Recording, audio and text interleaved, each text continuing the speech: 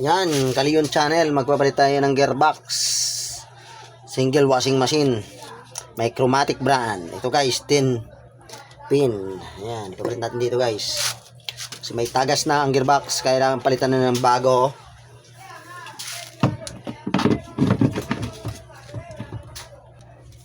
Yan na guys, i-screwhan natin. Bali, 4 lang ang screw dito. Ilalagay natin. Kailangan dito hihigpitan natin ng maigila or tama lang nga paghigpit, kasi pag nasubrahan sa paghigpit malulosted naman guys ang kinakapitan ng screw dahil plastic lang ito. Ano guys, tapos na nga. Yung guys, maglalagay rin tayo ng hose washing machine. Papalitan din natin kasi wala ng hose, sira na rin. Ganito guys, pag malaki yung kabila guys, itong tatalpak nyo, malaki ito kaysa ito yung sa taas, maliit. Ito guys, malawang. Yan. Pwede natin guys nababalik ta rin para sumikip. Yan. Kasi ang kabila niya na dulo, maliit. Tapos yung isa, malaki. Pwede natin magpalit.